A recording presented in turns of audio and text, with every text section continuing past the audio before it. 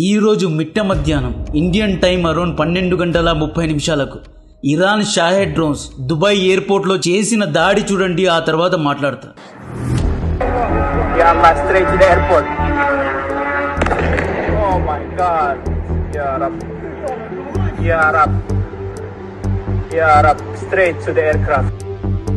కొంతమంది ఇది fake news అంటున్నారు. ఇరాన్ మీడియా ప్రాపగెండా చేస్తోంది అంటున్నారు. ఈ ఫుటేజ్ రిలీజ్ చేసింది ఇజ్రాయెల్ మీడియా అయిన క్యాన్ న్యూస్. నేను మార్చ్ 1 రోజే దుబాయ్ ఎయిర్పోర్ట్ ను లేపేస్తారు అని చెప్పా. Don't under estimate Shahed drones అని చెప్పా. ఈ వీడియోను most trusted X accounts post చేశాయి. ఈ గల్ఫ్ న్యూస్ ఆర్టికల్ చూడండి. దుబాయ్ మీడియా ప్రకారం చిన్నగా దుబాయ్ ఎయిర్పోర్ట్ లో బ్లాస్ట్ జరిగిందంట. ఇంటర్సెప్షన్ డెబ్రీస్ పడ్డాయంట. దుబాయ్ ఎయిర్పోర్ట్ లో మైనర్ ఇన్సిడెంట్ జరిగింది అని చెప్పి ఈ అటాక్ ను డౌన్ ప్లే చేస్తున్నారు. కొంచెం సేపు ఫ్లైట్స్ ను సస్పెండ్ చేశాము, మళ్ళీ ఫ్లైట్స్ ను రెజ్యూమ్ చేస్తాము అన్నట్లు దుబాయ్ మీడియా స్టేట్మెంట్ ఇచ్చింది. Are you in fools paradise? ఈ వీడియో చూడండి, ఎక్స్ప్లోజన్ చూడండి. గట్టిగా ఎయిర్పోర్ట్ పై ఇంపాక్ట్ పడింది, సౌండ్ వినండి. అండ్ స్మోక్ చూడండి ఎలా బయటకు వస్తోందో. వీడియో తీసిన వ్యక్తే ఏ అల్లా స్ట్రైట్ టు ఎయిర్పోర్ట్ అన్నాడు. షాహెద్ స్ట్రైట్ గా వచ్చి ఎయిర్పోర్ట్ ను గుద్దుకుంది. Iran third escalation button press చేసింది. First escalation UAE, Qatar, Saudi, Bahrain, Kuwait లో ఉన్న యుఎస్ఏ మిలిటరీ బేసెస్ ను అటాక్ చేయడం. సెకండ్ ఎస్కలేషన్ జీసీసీ దేశాల్లో ఉన్న USA embassies, consulates and Saudi యొక్క ఆయిల్ ప్లాంట్స్, ఖతార్ యొక్క ఎల్ఎన్జీ ప్లాంట్స్ పై దాడి చేయడం. Third escalation point airports and metro station పై దాడి చేయడం. ఫోర్త్ ఎస్కలేషన్ ఏంటో తెలుసా? దీన్ని నేను ఎక్స్ప్లెయిన్ చేయలేను. ఎలాగైతే ఇరాన్ ప్రతిరోజు రాత్రి తెల్ అవీవ్ లో రెసిడెన్షియల్ బిల్డింగ్స్ పై దాడి చేస్తోందో అలాంటి దాడులే జీసీసీ దేశాలపై జరగవచ్చు. యుద్ధంలో డిఫరెంట్ లెవెల్స్ ఆఫ్ ఎస్కలేషన్స్ ఉంటాయి. నేను ప్యానిక్ క్రియేట్ చేయడం లేదు, ఎవరిని భయపెట్టడం లేదు. అందరూ ఇంట్లో ఉండండి అంటున్నా. ఇన్స్టాగ్రామ్ రీల్స్లో మా వెనక షేక్ హసన్ ఉన్నారు, అల్ రషీద్ గారి కొడుకున్నాడు, మాకేం భయం లేదు అంటున్నారు. బయట తిరుగుతున్నారు. ఖతార్ రాడార్ను లేపేశారంట. ఈరోజు ఖతార్ ఎమర్జెన్సీ అలర్ట్ను జారీ చేసింది. ఇంకా ప్రెస్ చేసి చెబుతున్నా, మీ ఫ్యామిలీ కోసం దయచేసి బయటకు వెళ్ళొద్దు. నేను ఒమాన్, దుబాయ్, ఖతార్లో పనిచేసి వచ్చా. మీరక్కడ డబ్బులు సంపాదించుకోవడానికి మాత్రమే వెళ్ళారు. ఆ దేశాన్ని, ఆ దేశ నాయకుల్ని ప్రేమించడానికి వెళ్ళలేదు. Don't blindly trust GCC defence. అక్కడి డిఫెన్స్ చాలా వీక్గా ఉంది. ఫిబ్రవరి 28 నుండి ఈ టాపిక్లో ఎన్నో వీడియోస్ చేశా. 99% కరెక్ట్ అండ్ క్రెడిబుల్ న్యూసే ఇచ్చా. నా ప్రిడిక్షన్స్ ఎక్కడా ఫెయిల్ అవ్వలేదు. ఇరాన్ దుబాయ్ పై ర్యాండమ్గా దాడి చేయడం లేదు మై డియర్ ఫ్రెండ్స్. ఇది ఒక వ్యూహాత్మకమైన దాడి. దుబాయ్ అనేది ప్రపంచంలోనే one of the busiest airport. India నుండి యూరోప్కు వెళ్ళాలి అంటే, లేదా ఏషియన్ కంట్రీస్ నుండి యూరోప్కు వెళ్ళాలి అన్నా, ఆఫ్రికా నుండి వెళ్ళాలి అన్నా కనెక్టింగ్ ఫ్లైట్స్ దుబాయ్, ఖతర్లోనే ఉంటాయి. హైదరాబాద్ నుండి ఎయిర్ ఇండియా ఆర్ ఇండిగో దుబాయ్కు చేరుస్తుంది. దుబాయ్లో 2 గంటలు లేఓవర్. ఆ తర్వాత దుబాయ్ యొక్క Emirati flights Paris, London etcetera డెస్టినేషన్కు చేరుస్తుంది. దుబాయ్ ఎయిర్పోర్ట్ పై దాడి చేస్తే ఈ ప్యాటర్న్ డిస్టర్బ్ అవుతుంది. ఫ్లైట్స్ క్యాన్సిల్ అవుతాయి, ఇన్వెస్టర్స్ ప్యానిక్ అవుతారు, మీటింగ్స్ అన్నీ డిస్టర్బ్ అవుతాయి. మండే రోజు స్టాక్ మార్కెట్ ప్యానిక్ అవుతుంది. ఆయిల్ అండ్ గ్యాస్ యొక్క స్టాక్స్ పడిపోతాయి. దుబాయ్ టూరిజం షట్ డౌన్ అవుతుంది. దుబాయ్కు ప్రపంచ వ్యాప్తంగా 1,70,00,000 మంది టూరిస్టులు వెళ్తూ వస్తూ ఉంటారు. టూరిజం వల్ల దుబాయ్కు అక్షరాల ఇయర్లీ 5 లక్షల కోట్లు సంపాదిస్తుంది. జస్ట్ 20 లక్షల షాహెడ్ డ్రోన్స్ కొన్ని వేల కోట్ల నష్టాన్ని క్రియేట్ చేస్తోంది. ఇక్కడ ఇజ్రాయెల్ ఇరాన్ పై దాడి చేస్తోంది, యుఎస్ఏ ఇరాన్ పై దాడి చేస్తోంది. బదులుగా ఇరాన్ జీసీసీ దేశాలపై అండ్ అక్కడున్న యుఎస్ఏ మిలిటరీ బేసెస్ పై దాడి చేస్తోంది. This is called horizontal escalation. Iran GCC దేశాలను టార్గెట్ చేసి దాడి చేయడానికి గల 5 ఇంపార్టెంట్ రీజన్స్ చెప్తా. దీనివల్ల పెట్రో డాలర్ అండ్ యుఎస్ఏకు మిడిల్ ఈస్ట్ లో ఉన్న హెజ్మనీ ఎలా బలహీన పడుతోంది అనేది కూడా చెప్తా. ఆ టాప్ 5 రీజన్స్ లో నంబర్ 1, డిస్రప్ట్ గ్లోబల్ ఆయిల్. ప్రపంచంలో ఉన్న 190 దేశాల్లో ఉన్న ప్రజలకు manufacturing, transportation, production, bikes and cars, ఇలా డే టు డే లైఫ్, వీటన్నిటికీ రోజుకు 1 డేకు 1000 లక్షల బ్యారెల్స్ ఆఫ్ క్రూడ్ ఆయిల్ కావాలి. ఒక బ్యారెల్లో 158 లీటర్స్ ఉంటాయి. క్రూడ్ ఆయిల్ అంటే పచ్చి నూనె. పచ్చి నూనెను రిఫైన్ చేస్తే పెట్రోల్, డీజిల్, జెట్ ఫ్యూయల్ బయటకు వస్తుంది. ఇండియాకు రోజుకు 55 lakhs బ్యారల్స్ ఆఫ్ ఆయిల్ కావాలి. చైనాకు 160 lakhs, అమెరికాకు 300 lakhs. జీసీసీ సున్నీ దేశాలు UAE, Saudi, Bahrain, Kuwait, Oman, Qatar, ఈ దేశాలు రోజుకు 200 lakhs బ్యారల్స్ ఆఫ్ ఆయిల్ ఉత్పత్తి చేస్తారు. ఇప్పుడు ఇరాన్ యుద్ధంలో ఉంది కాబట్టి ఈ మ్యాప్లో చూడండి, స్ట్రైట్ ఆఫ్ హర్మూజ్ను క్లోజ్ చేశారు. సౌదీ అరామ్కో, రాస్ లఫాన్ పై దాడులు చేశారు. గల్ఫ్ దేశాలపై దాడి కారణంగా వారం రోజులు హాలిడేస్ ప్రకటించారు. దీనివల్ల రోజుకు 200 lakhs barrels of oil GCC దేశాలు ఉత్పత్తి చేయడం లేదు. ఈ షార్టేజ్ వల్ల రష్యా యుఎస్ఏ కంపెనీస్ ఎక్కువగా ఆయిల్ను ప్రొడ్యూస్ చేయాలి. సప్లై తక్కువగా ఉంది, డిమాండ్ పెరిగింది కాబట్టి ఒక బ్యారెల్ ఆఫ్ ఆయిల్ ధర $80 నుండి $90కు చేరుకుంది. ప్రపంచంలో 90% ఆయిల్ను డాలర్తోనే అమ్ముతారు. ఎందుకు ఆయిల్ను డాలర్స్తోనే అమ్ముతున్నారు? ఎందుకు ఓపాక్ దేశాలు అమెరికన్ కండిషన్కు ఒప్పుకున్నాయి? అమెరికా డాలర్తోనే ఆయిల్ను అమ్మడానికి గల్ఫ్ దేశాలను ఎలా ఒప్పించింది? Being an Muslim country, why they are accepting American dollar అనేది చెప్తా. 1967లో ఇజ్రాయెల్ అండ్ అరబ్ దేశాలు 6 డే వార్ చేసుకున్నారు. ఈ యుద్ధంలో ఇజ్రాయెల్ వన్ సైడ్ గెలిచింది. ఈజిప్ట్లోని సినై పెనిన్సులాను, సిరియా యొక్క గోలాన్ హైట్స్ను ఇజ్రాయెల్ గెలుచుకుంది. This was actually humiliating defeat. ఈ అవమానంతో 1973లో మళ్ళీ ఈజిప్ట్, సిరియా ఇద్దరు సర్ప్రైజ్గా ఇజ్రాయెల్పై యుద్ధం చేశారు. ఆ యుద్ధాన్ని యామ్ కిపూర్ వార్ అంటారు. బిగినింగ్ ఆఫ్ వార్లో ఈజిప్ట్, సిరియా ఆల్మోస్ట్ ఇజ్రాయెల్ను ఓడించేశారు. బట్ యుఎస్ఏ రంగంలో దిగి ఇజ్రాయెల్కు 2000 టన్నుల వెపన్స్ను రాత్రికి రాత్రి సప్లై చేసింది. ఈ యుద్ధంలో అరబ్ దేశాలు కూడా ఇజ్రాయెల్కు వ్యతిరేకంగా యుద్ధ భూమిలో దిగారు. ఫైనలీ ఇజ్రాయెల్ యుద్ధంలో గెలిచింది. ఇక్కడే అరబ్ దేశాలకు అర్థమైంది, ఇజ్రాయెల్ను ఓడించాలి అంటే మొదటగా అమెరికాను ఓడించాలి అని. ఆ తర్వాత అరబ్బులు జాగ్రత్త పడ్డారు. సోవియట్ యూనియన్ కూడా రంగంలో దిగి, యుఎన్ కూడా రంగంలో దిగి ఇజ్రాయెల్ అండ్ గల్ఫ్ దేశాల మధ్య అంటే అరబ్ దేశాల మధ్య సీజ్ ఫైర్ చేయించారు. సున్నీ దేశాలు ఇజ్రాయెల్ను చూసి భయపడ్డాయి, యుద్ధంలో దిగడం లేదు. ఇరానే ఇజ్రాయెల్తో యుద్ధం చేస్తోంది అని కొంతమంది ముస్లిమ్స్ అంటున్నారు.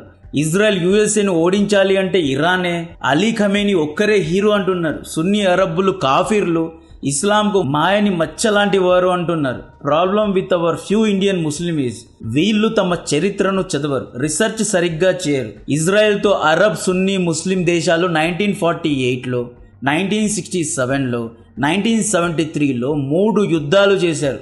ఆ యుద్ధాల్లో చాలా మంది అరబ్ సున్నీ ముస్లిమ్స్ చనిపోయారు. సౌదీ అరేబియా తాత అల్ సౌద్ అల్ మొహమ్మద్ గారు, ఖతార్ రాజు షేక్ హమ్దాన్ గారి తండ్రి గారు, వీళ్ళందరూ 1948 నుండి 1974 వరకు ఇజ్రాయెల్తో ఎన్నో యుద్ధాలు చేశారు. ఈ 3 యుద్ధాల్లో ఇరాన్ ఇజ్రాయెల్కు మిత్రదేశంగా ఉండేది. అరబ్ దేశాలకు సహాయంగా ఇరాన్ యుద్ధ భూమిలో దిగలేదు. 1971 తర్వాత రొయల్లా కంపెనీ రూల్ తర్వాత ఇరాన్ ఇజ్రాయెల్పై యుద్ధాలు, శత్రుత్వాలు పెంచుకుంది అన్నమాట. మీ చరిత్రను మీరే తెలుసుకోవాలి కదా. అందరిపై కంప్లైంట్స్ ఇవ్వడం కరెక్ట్ కాదు. 3 యుద్ధాల తర్వాత ఈ దేశాలు డెవలప్మెంట్ వైపు వెళ్ళాయి. యాక్చువల్లీ అరబ్ షేకులను తిరుగుతున్న కొంతమంది ముస్లిమ్స్ అరబ్ షేకులు చేసిన డెవలప్మెంట్ను చూసి గర్వపడాలి. ఇలా కమెంట్స్ చేయడం తప్పు తల్లి. వాడెవడో హిందీ సినిమాల్లో పనిచేసే విలన్ ఏమంటాడు అంటే అరబ్ షేకులందరూ కాఫీర్లు అన్నట్లు మాట్లాడతాడు. ఫస్ట్ యూదులు అన్నారు, నెక్స్ట్ హిందువులు కాఫీర్లు అంటారు. ఇప్పుడు అరబ్ సున్నీ ముస్లిమ్స్ కూడా కాఫీర్లు అంటున్నారు. ఇది కరెక్ట్ కాదు. 1973 యామ్ కిపూర్ యుద్ధం తర్వాత యుఎస్ఏ ఇంటెన్స్ డిప్లొమసీ చేసింది. ఇజ్రాయెల్, ఈజిప్ట్ మధ్య ఒప్పందాలు చేయించింది. అరబ్ షేకులను ఒప్పించింది. ఇజ్రాయెల్ సినై పెనిన్సులాను ఈజిప్ట్కు తిరిగిచ్చింది. సిరియాతో ఒప్పందాలు చేసి గోలాన్ హైట్స్ను కూడా తిరిగిప్పించారు. ఆ తర్వాత USA leader Henry Kissinger Saudi రాజు ఫైజల్ బిన్ అబ్దుల్ అజీజ్ గారితో చాలాసేపు కూర్చొని మాట్లాడారు. 1974లో వాషింగ్టన్ డీసీ, రియాద్లో మీటింగ్స్ జరిగాయి. యుఎస్ఏ సౌదీకి ఏమని చెప్పింది అంటే ఇజ్రాయెల్ను ఎప్పుడూ మీరు ఓడించలేరు. ఇజ్రాయెల్ తలుచుకుంటే మీ యొక్క ఆయిల్ ఫీల్డ్స్ను లేపేస్తుంది. మీరు సేఫ్ కాదు. మీరు ఒకవేళ ఆయిల్ను డాలర్తో అమ్మితే బదులుగా మీకు రక్షణను అమెరికన్ ఆర్మీ కల్పిస్తుంది. యుఎస్ఏ అప్పట్లో ఇంటెన్స్ డిప్లొమసీ చేసిందంటే సౌదీ రాజులకు డబ్బు, సుఖం, ఆనందం అన్నీ చూపించి ఒప్పించింది. సౌదీ రాజు యుఎస్ఏ బాస్కెట్లో పడ్డాడు. సౌదీ యుఎస్ఏ మధ్య సెక్యూరిటీ కోఆపరేషన్ అనే ఒక సంధి జరిగింది. అది ఎప్పుడు 1973 ఆయిల్ క్రైసిస్ తర్వాత ఇది జరిగింది. యుఎస్ఏ కూడా గ్రహించింది. 1973 యుద్ధం తర్వాత జీసీసీ దేశాలందరూ ఆయిల్ను ఎవరికి ఎక్స్పోర్ట్ చేయమని చెప్పారు. ఆయిల్ క్రైసిస్ రావడం వల్ల అమెరికాలో ఇన్ఫ్లేషన్ వచ్చింది. ఎందుకంటే అమెరికన్స్ రోజుకు దాదాపు అప్పట్లోనే 100 lakhs barrels ఆఫ్ ఆయిల్ను కన్జ్యూమ్ చేసేవారు కాబట్టి.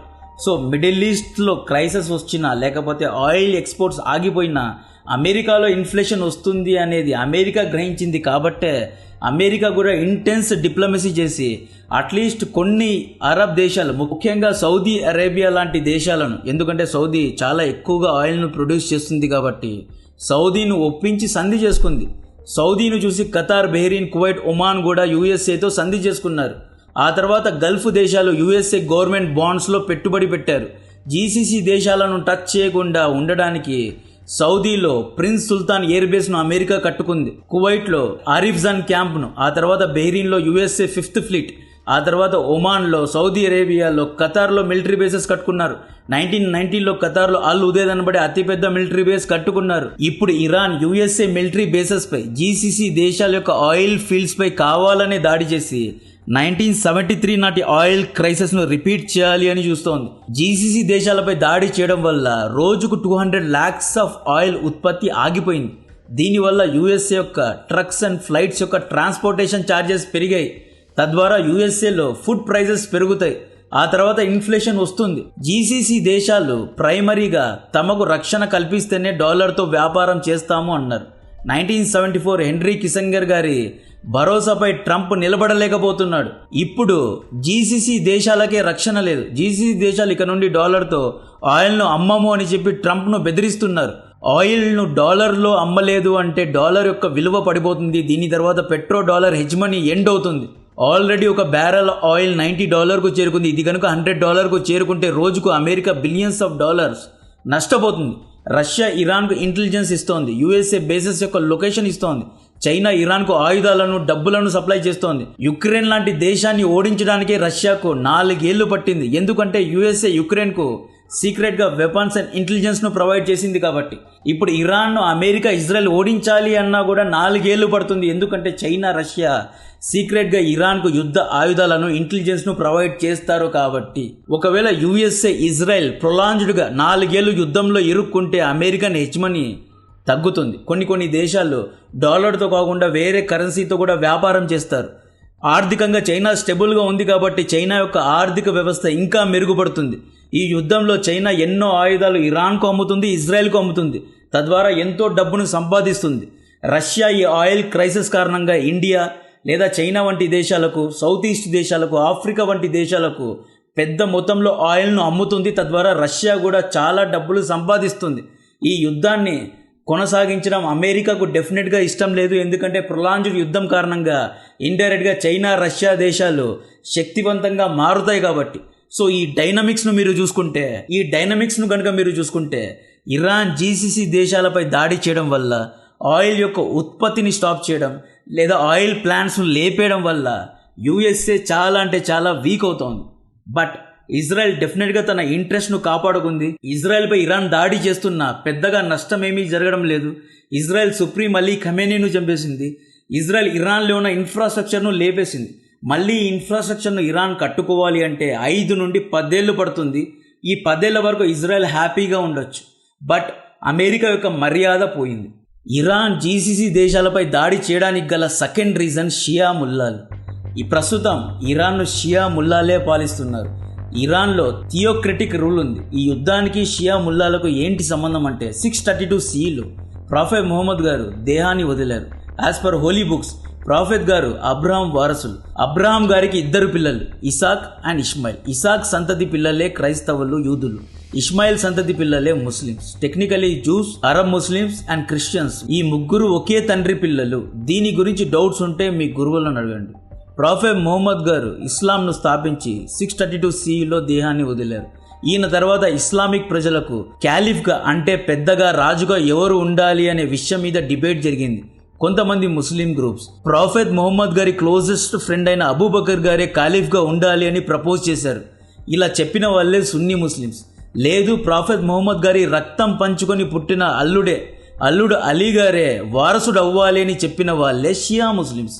మెజారిటీ ప్రజలు అబూబకర్కే ఓటు వేశారు కాబట్టి అబూబకర్ ఫస్ట్ క్యాలిఫ్ అయ్యారు. సొంత అల్లుడిని పక్కన పెట్టి వేరే వాడిని ఎవరినో క్యాలిఫ్ చేశారు అని చెప్పి షియా ముస్లిమ్స్ ఫీల్ అయ్యారు.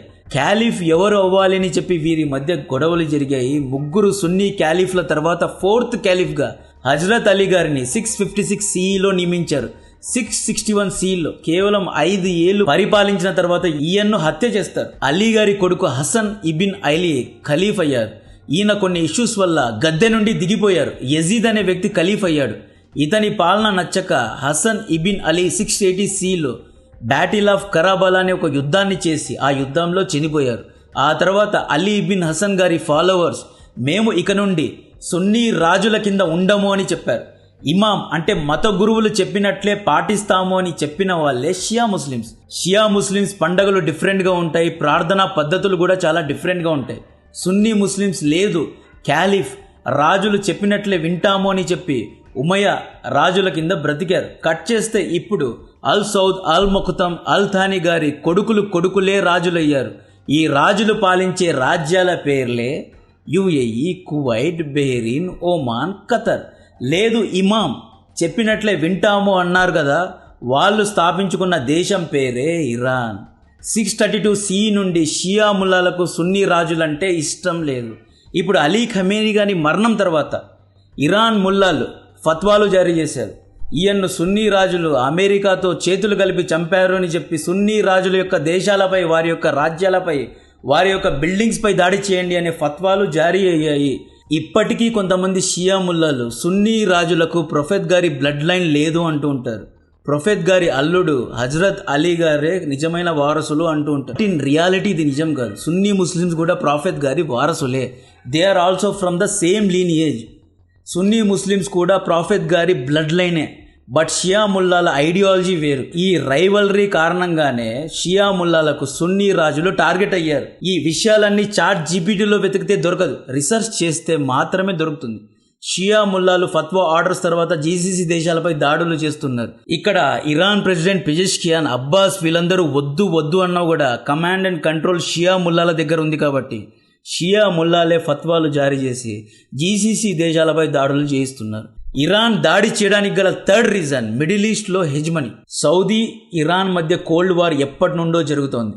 యమన్లో రెబల్ హౌతీకు ఇరాన్ సపోర్ట్ చేస్తే యమన్ రాజుకు సౌదీ సపోర్ట్ చేస్తోంది. బెహ్రీన్లో అల్ ఖలీఫా సున్నీ రాజుకు సౌదీ సపోర్ట్ చేస్తే బెహ్రీన్ రెబల్స్కు ఇరాన్ సపోర్ట్ చేస్తోంది. సిరియాలో అసద్కు ఇరాన్ సపోర్ట్ చేస్తే ఐసిస్ హెచ్టిఎస్ రెబల్స్కు సౌదీ అరేబియా సపోర్ట్ చేసింది. ఇరాన్ ఇరాక్ యుద్ధంలో కూడా సద్దాం హుస్సేన్కు సౌదీ అరేబియా సపోర్ట్ చేసింది. 1979 ఇరాన్ రెవల్యూషన్లో రొహెల్లా ఖమేనీ ఇరాన్కు లీడర్ అవ్వడం సౌదీకు ఇష్టం లేదు. ఒక ఇంటర్వ్యూలో Mohammed bin Salman Ali Khamenei గారి గురించి ఏం మాట్లాడారో చూడండి. That you called the Ayatollah Khamenei the new Hitler of the Middle East. لا شك. Absolutely. Why? لأن يريد Because he wants to expand. He wants to create his own project in the Middle East, very much like Hitler, who wanted to expand at the time. Many countries around the world and in Europe did not realize how dangerous Hitler was until what happened. Ali Khamenei గారు ఒక dictator, ఈయన తన రాజ్యాన్ని expand చేయాలి అని చూస్తున్నాడు అన్నట్లు మాట్లాడారు. కోల్డ్ వార్ కారణంగా, మిడిల్ ఈస్ట్ హెజ్మనీ కారణంగానే ఇరాన్ జీసీసీ దేశాలను వీక్ చేస్తోంది.